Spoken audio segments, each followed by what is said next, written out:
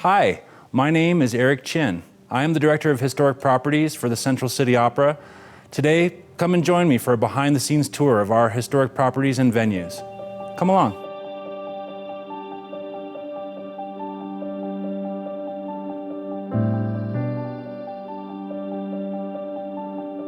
Welcome to the virtual tour of the McFarlane House at 217 Eureka Street here in Central City, Colorado.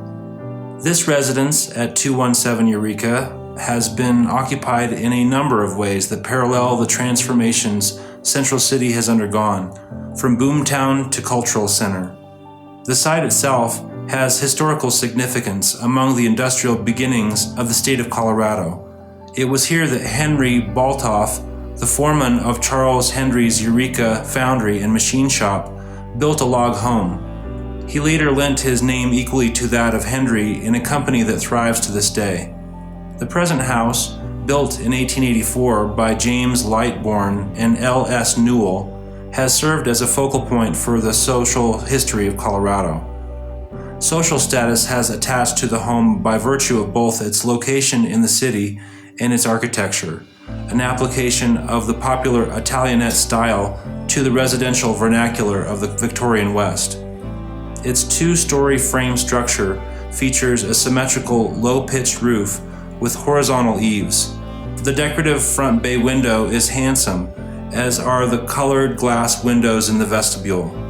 The side porch is a later 1930s addition from what social historians call the Renaissance period of Central City. The interior of the house is exceptionally well preserved, retaining its original woodwork and furnished with tasteful Victorian furniture, fixtures, paintings, glassware, and other appointments of the period. The house became closely connected with the Central City Opera House Association in 1930 when it was acquired by Frederick and Ida Cruz McFarlane, both of whom were members of the early day families in Central City and who, together with Ann Evans and Mr. and Mrs. De La Chapelle, founded the association. The house was known to have been the summer festival residence for such distinguished theater personages as Lillian Gish, Walter Houston, Robert Edmund Jones, and Frank St. Ledger. Ida Cruz McFarlane was born in Central City as Ida Cruz and was daughter of the mayor of Central City.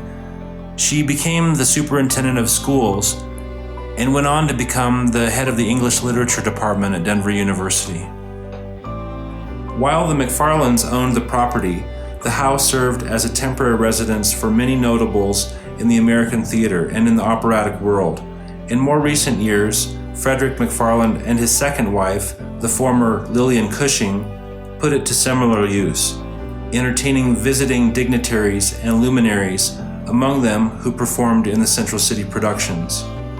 Although Frederick McFarlane deeded the residence and its furnishings to Justin W. Brierly in 1942, the McFarlanes continued to use the property until Lillian Cushing McFarlane's death in 1975. During that period, Mr. Brierly added many furnishings he had inherited from his Colorado pioneer grandparents.